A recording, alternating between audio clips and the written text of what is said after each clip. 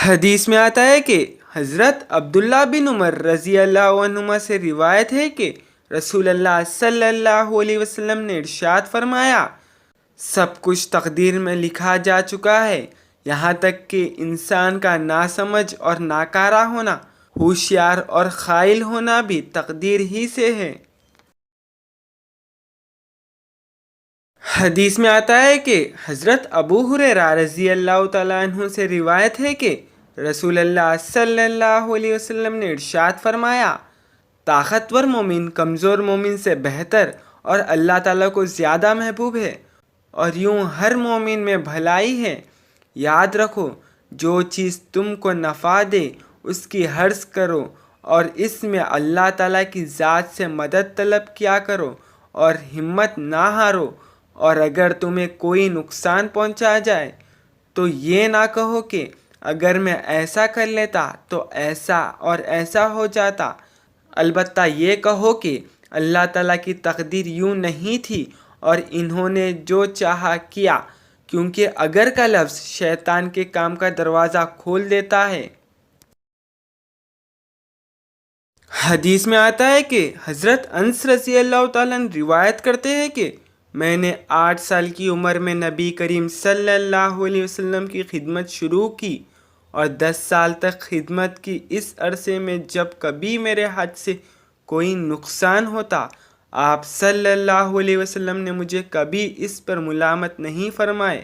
اگر آپ صلی اللہ علیہ وسلم کے گھر والوں میں سے کبھی کسی نے کچھ کہا بھی تو آپ صلی اللہ علیہ وسلم نے فرما دیا، رہنے دو، کچھ نہ کہو، کیونکہ اگر کسی نقصان کا ہونا مقدر ہوتا ہے تو وہ ہو کر رہتا ہے۔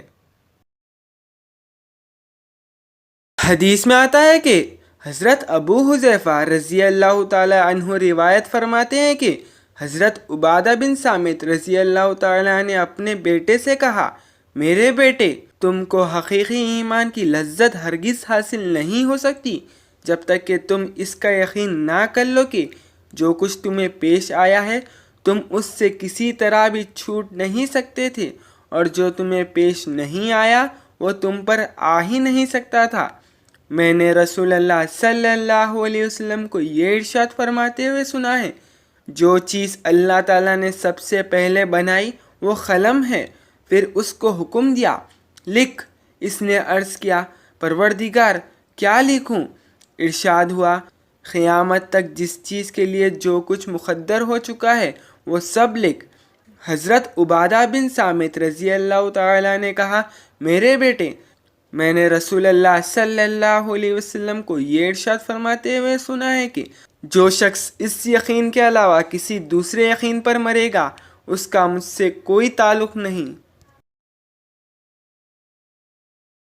حدیث میں آتا ہے کہ حضرت انس بن مالک رضی اللہ تعالیٰ عنہ سے روایت ہے کہ رسول اللہ صلی اللہ علیہ وسلم نے ارشاد فرمایا، اللہ تعالیٰ نے بچہ دانی پر ایک فرشتہ مقرر فرما رکھا ہے، وہ عرض کرتا رہتا ہے، اے میرے رب، اب یہ نطفہ ہے، اے میرے رب، اب یہ جمع ہوا خون ہے، اے میرے رب، اب یہ گوشت کا لوتھڑا ہے۔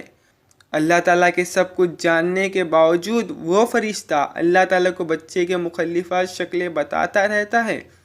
پھر جب اللہ تعالیٰ اس کو پیدا کرنا چاہتے ہیں تو فرشتہ پوچھتا ہے، اس کے متعلق کیا لکھوں؟ لڑکا یا لڑکی؟ بدبخت یا نیک بخت؟ روزی کیا ہوگی؟ عمر کتنی ہوگی؟ چنانچہ ساری تفصیلات اسی وقت لکھ لی جاتی ہے جب وہ ماں کے پیٹ میں ہوتا ہے۔